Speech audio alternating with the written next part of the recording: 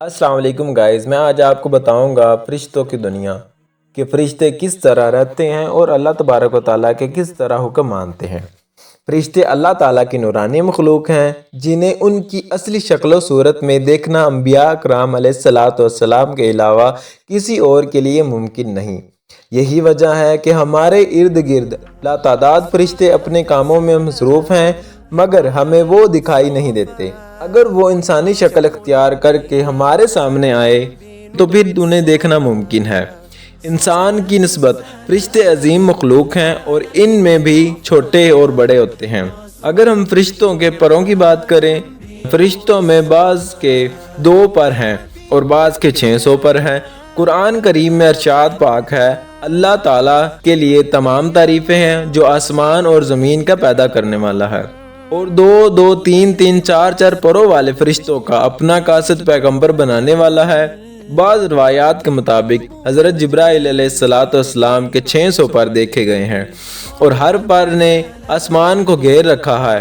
ان کے پروں سے مختلف رنگ اور موتی بکھرتے ہیں۔ اگر ہم فرشتوں کے قد اور قامت کی بات کریں، وہ فرشتے جنہوں نے عرش اٹھا رکھا ہے، ان کے قد و قامت کے بارے میں سیدنا انس رضی اللہ تعالیٰ عنہ سے مروی ہے کہ حضور نبی کریم صلی اللہ تعالیٰ علیہ وسلم نے ارشاد فرمایا، عرش کو اٹھانے والے فرشتوں میں سے ایک فرشتے کے بارے میں مجھے یہ بتانے کی اجازت دی گئی جس کے پاؤں سب سے نچلی 7ویں زمین میں ہیں اور اس کے کندھوں پر عرش ہے۔ اس کے دونوں کانوں اور کندھوں کے درمیان اتنی دوری ہے کہ اسے طے کرنے کے لیے پرندے کو 700 سال کی پرواز چاہیے ہوگی۔ وہ فرشتہ کہتا ہے، یا اللہ تو پاک ہے جہاں بھی ہے اور جہاں بھی ہو۔ فرشتوں کی ضروریات کے بارے میں بات کی جائے تو اللہ تعالیٰ نے فرشتوں میں شادی بیاہ حاجت نہیں رکھی، اس طرح ان کھانے پینے سے بھی بے نیاز کر دیا ہے۔ اس کی وضاحت قرآن مجید میں مذکور سیدنا ابراہیم علیہ السلام کے اس واقعہ سے ہوتی ہے، جس میں ہے کہ ابراہیم علیہ السلام کے پاس فرشتے آئے تو آپ علیہ السلام ان کے لیے فوراً گوشت لے کر آئے، مگر انہوں نے اسے تناول نہیں کیا۔ اللہ تعالیٰ نے فرشتوں کو بیماری، سستی، کاہلی، تکلیف، تھکاوٹ اور اکتاہٹ وغیرہ سے محفوظ رکھا ہے۔ وہ دن رات فقط اللہ کی اطاعت میں اپنے کاموں میں مصروف رہتے ہیں۔ قرآن مجید میں بیان ہوا ہے کہ آسمانوں اور زمین میں جو کچھ ہے اسی اللہ کا ہے، اور جتنے اس کے پاس فرشتے ہیں وہ اس کی عبادت سرکشی کرتے ہیں اور نہ تھکتے ہیں۔ وہ دن رات اللہ کی تسبیح بیان کرتے ہیں اور ذرا سی بھی سستی نہیں کرتے۔ فرشتے تقریباً عام طور پر آسمانوں میں رہتے ہیں، جو صرف اللہ کے حکم سے مختلف کاموں کے لیے زمین پر اترتے ہیں اور پھر واپس آسمان پر چلے جاتے ہیں۔ قرآن مجید میں ایک اور مقام پر خود فرشتوں کی یہ بات مذکور ہے، ہم تیرے رب کے حکم کے بغیر نہیں اترتے۔ اگر ہم فرشتوں کی تعداد کے بارے میں بات کریں، فرشتوں کی تعداد کتنی ہے اس کے بارے میں کوئی تفصیل نہیں ملتی، کیونکہ اللہ تعالیٰ کا فرمان ہے، تیرے رب کے لشکروں کو اس کے سوا اور کوئی نہیں جانتا۔ بعض احادیث میں معلوم ہوتا ہے کہ فرشتوں کی تعداد بہت زیادہ ہے، بلکہ اندازہ ہوتا ہے کہ انسانوں اور جنوں سے بھی ان کی تعداد زیادہ ہے۔ ایک روایت ہے، سیدنا ابو ذر رضی اللہ تعالیٰ عنہ سے مروی ہے کہ اللہ تعالیٰ کے رسول صلی اللہ علیہ وسلم نے فرمایا، آسمانوں میں کہیں 4 انگلیاں جگہ بھی نہیں ایسی جہاں فرشتوں کی سجدہ ریزی نہ ہو۔ سیدنا عبداللہ بن مسعود رضی اللہ تعالیٰ عنہ سے مروی ہے کہ اللہ کے رسول صلی اللہ علیہ وسلم نے فرمایا، قیامت کے روز جہنم کو اس حال میں لایا جائے گا کہ اس کی 70 لگامیں ہوں گی اور ہر لگام کے ساتھ 70,000 فرشتے ہوں گے جو اسے کھینچ کر لا رہے ہوں گے۔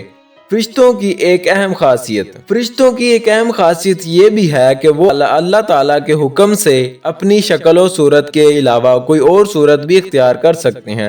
یہ صورت کسی ایسے انسان کی بھی ہو سکتی جسے دیکھنے والے پہچان لیں۔ انسانوں کے علاوہ وہ کسی اور جانور کی صورت اختیار کرنے کی فرشتوں کو طاقت ہے یا نہیں، اس کے بارے میں قرآن و سنت میں کوئی صراحت یا ذکر نہیں ملتا۔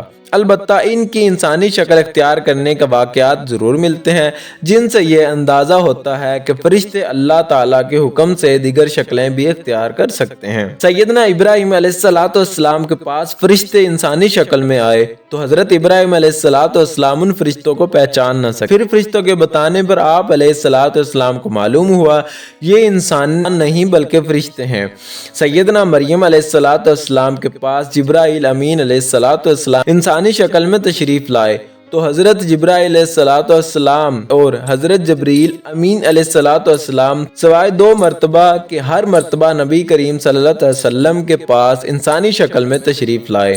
اگر ہم فرشتوں کی طاقت کے بارے میں بات کریں، اللہ تعالیٰ نے فرشتوں کو انسانوں اور جنوں سے کئی گنا زیادہ قوت و طاقت عطا فرما رکھی ہے۔ حضور نبی صلی اللہ علیہ وسلم نے جب طائف کے مقام پر وہاں کے لوگوں کو اسلام کی دعوت پیش کی تو آپ سرکار صلی اللہ علیہ وسلم پر وہاں کے لوگوں نے ظلم و جبر کی انتہا کر دی۔ حضور نبی کریم صلی اللہ علیہ وسلم کو لہو لہان کر دیا، نعوذ باللہ۔ تو اس مقام پر سیدنا جبریل امین علیہ السلام تشریف لائے۔ انہوں نے آواز دی اور کہا کہ اللہ تعالیٰ حضور نبی کریم صلی اللہ علیہ وسلم کے بارے میں آپ کی قوم کی باتیں سن چکا ہوں، جو انہوں نے آپ کے خلاف اقدام کیا وہ بھی دیکھ چکا ہوں، وہ بھی دیکھ چکا ہے۔ آپ کے پاس اللہ تعالیٰ نے پہاڑوں کا فرشتہ بھیجا ہے، آپ ان لوگوں کے بارے میں جو چاہیں اس فرشتے کو حکم دیں۔ اس کے بعد پہاڑوں کا فرشتہ مخاطب ہوا، اس نے حضور نبی کریم صلی اللہ علیہ وسلم کو سلام کیا، پھر عرض کی اے اللہ کے رسول، آپ جو حکم دیں گے میں اس کی تکمیل کروں گا، اگر آپ چاہیں تو میں دونوں طرف کے پہاڑوں کو ان پر لا کر ملا دوں گا جن سے یہ پھنس جائیں گے۔ اسی طرح جبریل امین علیہ السلام کی قوت و طاقت کے بارے میں قرآن مجید میں ہے، انہیں حضور نبی کریم صلی اللہ علیہ وسلم کو زبردست طاقت والے فرشتے نے سکھایا ہے جو زور آور ہے۔ اگر ہم فرشتوں کے نظم و ضبط کے بارے میں بات کریں، فرشتے اپنے ہر کام میں نظم و ضبط کی پابندی کرتے ہیں جس میں کسی قسم کی کمی پیشی یا سستی اور کاہلی وغیرہ کا مظاہرہ نہیں کرتے۔ جن فرشتوں کی جب اور جہاں ڈیوٹی شروع ہوتی ہے وہ اس وقت وہاں پہنچ جاتے ہیں اور اس احسن طریقے سے سر انجام دیتے ہیں۔ ہم فرشتوں کی موت کے بارے میں بات کریں، اس طرح انسانوں کی پیدائش اور موت کے مختلف مراحل ہوتے ہیں، فرشتوں کے لیے یہ مراحل نہیں ہوتے، یعنی دنیا میں نئے انسان پیدا ہوتے ہیں اور پہلے موجودہ انسان فوت ہو جاتے ہیں، لیکن اس کے برعکس جب اللہ تعالیٰ نے فرشتوں کو پیدا کیا تب سے وہ زندہ ہے اور قیامت قائم ہونے تک وہ زندہ رہیں گے، اور جب تک اللہ تعالیٰ چاہیں گے تب تک اللہ تعالیٰ کی طرف سے انہیں جو ذمہ داریاں دی گئی ہیں انہیں احسن طریقے سے وہ پورا کرتے ہیں۔ لیکن جب قیامت آئے گی تو یہ فرشتے بھی موت سے دوچار ہو جائیں گے، پھر ایک ایسا وقت آئے گا جب کائنات میں اللہ تعالیٰ کے علاوہ کوئی زندہ نہ رہے گا۔ اسی صورتحال کو قرآن مجید میں اس طرح بیان کیا گیا ہے، زمین پر جو ہے سب فنا ہونے والا ہے، صرف تیرے رب کی ذات جو عظمت والا اور عزت والا ہے وہی باقی رہے گی۔ اسی طرح ایک اور مقام پر ارشاد فرمایا کہ ہر نفس کو موت کا ذائقہ چکھنا ہے۔